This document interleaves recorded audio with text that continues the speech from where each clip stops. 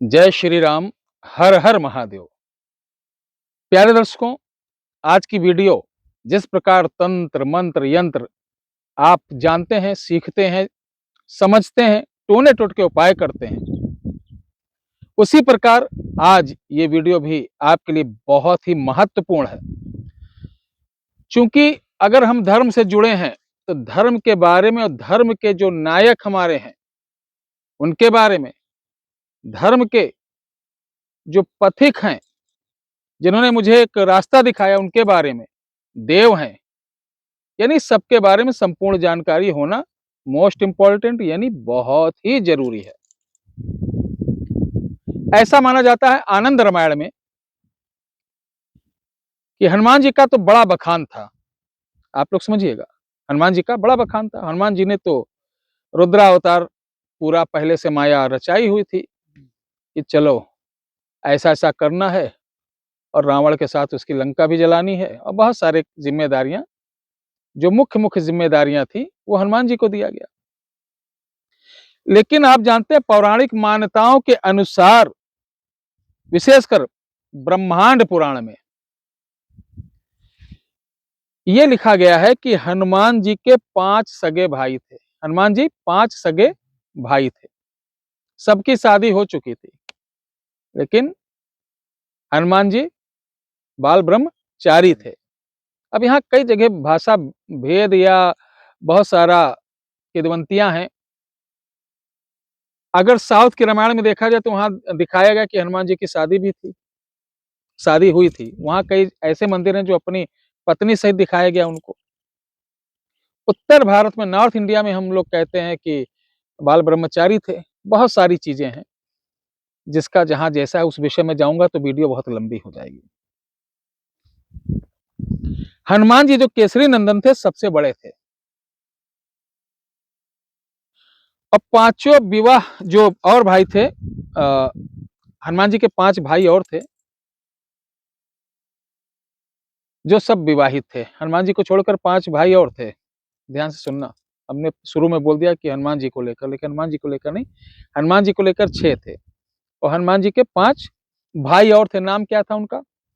गतिमान, श्रुतिमान, गतिमान, श्रुतिमान, केतुमान, ठीक है, मतिमान और धृतमान।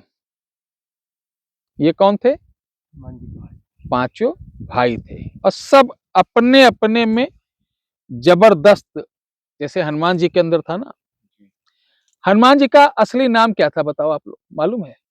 पवन पुत्र। पवन पुत्र तो ये सब अष्टोत्तर नाम में अलग आता है। हनुमान जी का जो शुद्ध ओरिजिनल नाम है वो सुंदर था। क्या था? सुंदर। वो हनुमान नाम कब पड़ा? बाली समय रवि भक्ष लिहो। अब हमारे यहाँ जो बाली समय रवि भक्ष सूर्य को जब दिखाते हैं हनुमान जी को तब भी उनका ये दिखाते हैं, ऐसा नहीं था। वो बड़े सुंदर थे, बहुत ही सुंदर। और अचानक जब हनुमान जी ने सूर्य को लीला तो ब्रह्मांड में चारों तरफ हाहाकार मच गया, हाहाकार मच गया। तो क्या इंद्र ने एक पाषाण मारा छुड़ाने के लिए, तो उनके, इसको बोलते माउथ, हम लोग क्या बोलते हैं, थूथुन है, यहाँ पे लगा हुआ उभर गया। ऐसा पौराणिक में कथाओं के अनुसार है। तो जब जाना इंद्र ने, अरे बाप रे, ये तो मैंने बहुत गलती की, ये क्या हो गया, बड़ी माफी आपी, चलो ये सब मामला किसी तरीके निपटा। उसी समय सब देवताओं ने मिलकर इनका नाम रखा हनु, यानी मान, यानी जो पाषाण उठा के हनके मारे थे उससे उभरे हुआ क्या, हनु। हनु मतलब क्या था? उभरा हुआ।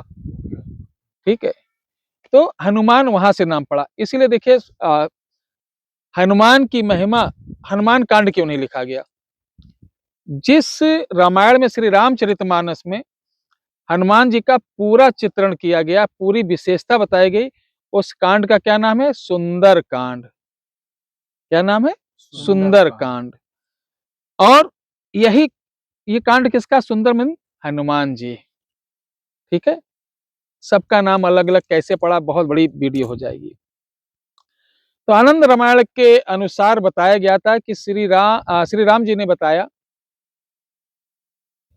जिस प्रकार आप हनुमान जी का पूजन अर्चन वंदन करते हैं, जिस प्रकार आप हनुमान जी का पूजन वंदन करते हैं, उसी तरीके अगर आपके घर में किसी आदमी की बुद्धि पगला गई है, बुद्धि कमजोर है, या आप राजनीतिक कैरियर अपनाना चाहते हैं, तो आपको मतिमान की पूजा करनी चाहिए। किसकी? मतिमान की। अगर आप पुराण या कथावाचक हैं या ज्ञान प्रचारक प्रसारक हैं, तब आपको श्रुतिमान की पूजा करनी चाहिए, बड़े सहायक होते हैं। आप लेफ्टिनेंट हैं, कर्नल हैं, आर्मी के यानी जवान हैं, या कुश्ती लड़ने जाते हैं, या खिलाड़ी हैं मेन, तो आपको क्या होना चाहिए? केतुमान। कौन से? केतुमान की पूजा करना चाहिए। आप एथलीट है यानी दौड़ में, ओलंपिक में, या कोई ऐसा काम जो गाड़ी चलाने का हो, जहाज चलाने का हो, वायु संबंधित काम, उसमें कौन? गतिमान। इसमें आपको बड़ी यानी उन्नत मिलेगी, जो मैं बता रहा हूं। अगर आप सन्यासी हैं या घर में रिटायर होके आके बैठ गए, सोचते हैं ना मुझे हमारी बहू परेशान करे ना कोई, मैं सुकून से रहूं, भगवान का भजन करूं, तो उसके लिए क्या रहेगा? धृत्यमान। धृत्यमान, इनकी पूजा करने से सभी सुख प्राप्त होते हैं, आपके शत्रु भी मित्र बन जाते हैं, आपको किसी चीज की दिक्कत नहीं रहती है, और आप एक संत वाला जीवन जीते हैं। अच्छा, पिता क्या थे? वानरराज केसरी, माता देवी अंजना। ये सभी लोग कहाँ रहते थे? सुमेरु पर्वत पे। कहाँ रहते थे? सुमेरु पर्वत। विशेषता यह है कि हनुमान जी अखंड ब्रह्मचारी रहे, जबकि उनके पांचों भाई गृहस्थ जीवन में रहे। अब बहुत से लोग तर्क करने लगते हैं, वही मूर्ख तर्क करते हैं कि चीजों को समझते नहीं, कि अगर हनुमान जी ब्रह्मचारी थे तो उनका लड़का कैसे हुआ मकरध्वज?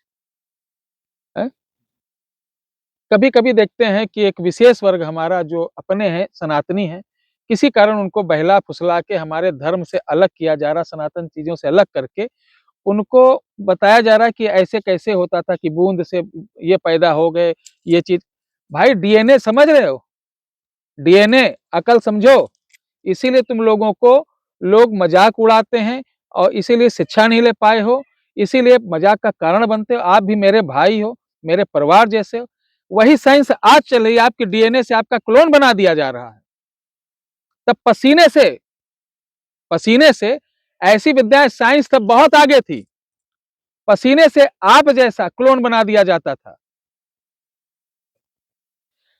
पहले कहते थे कि वीर जैसे बहुत दिन अपने पति के पास आदमी नहीं जाते थे, या कहीं बाहर है, युद्ध में है, तो युद्ध करते करते या कुछ ऐसा चीज, जिनका वीर ऐसा होता है कि किसी ना किसी रूम में निकल जाता था, अगर वो कपड़े पे लग गया, वो कपड़ा भेज दिया जाता था, तो वहां के वैद्य लोग, कि अभी 4 साल 5 साल लगेगा, तो वहां के वैद्य लोग उससे उसका डीएनए निकाल कर, वो साइंस थी। ना कि आप लोग जाहिल वाला परिचय देने लगते हो कि इनसे ये भगवान से पसीना से कैसे पैदा हो गया, मगर से ये कैसे पैदा हो गया। ये साइंस थी, इसको बोलते हैं वैदिक साइंस। ठीक है, आप किनके बहकावे में आते हैं? जो विदेशों से पैसा ले रहे हैं, झंडा किसी और का, उनके बच्चे विदेश पढ़ रहे हैं, तुमको झंडा पकड़ा के रैली में घुमा रहे हैं। और विदेशों से जैसे चाइना, पाकिस्तान, अमेरिका से, कि सबसे सनातन को तोड़ो तभी भारत पे राज किया जा सकता है। और जैसे पहले अंग्रेजों के गुलाम किया गया था, तब शिक्षा नहीं थी। आज हमारे सभी वर्ग के भाई बंधु शिक्षित हो चुके हैं, सभी लोग समझदार हैं, और सभी को मैं नमन वंदन करता हूं।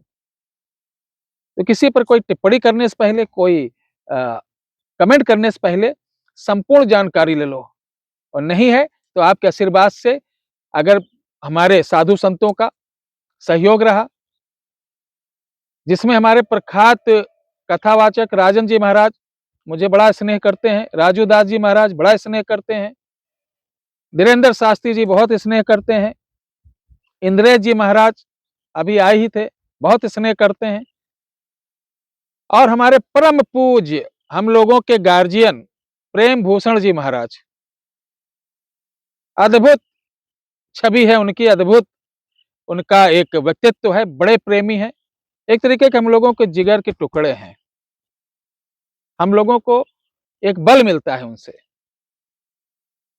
तो आप लोगों की एक ऐसी यूनिवर्सिटी वैदिक बनाई जाएगी, जिसके अंदर इसको प्रमाण सहित दिखाया जाएगा लेकिन अफसोस के बाद जहां अयोध्या की विकास की बात की जाती है, आज अयोध्या जिस हिसाब से ढिंढोरा पीटा गया था, उस हिसाब से अगर अयोध्या के तरफ 40% भी ध्यान दे दिया जाए तो अयोध्या हमारी और भी अच्छी हो जाएगी। मैं एक घटना बताऊं, अभी कुछ दिन पहले मैं एक वीडियो बनाने आया था और देखा एक कीचड़ में दलदल में गाय फंसी थी।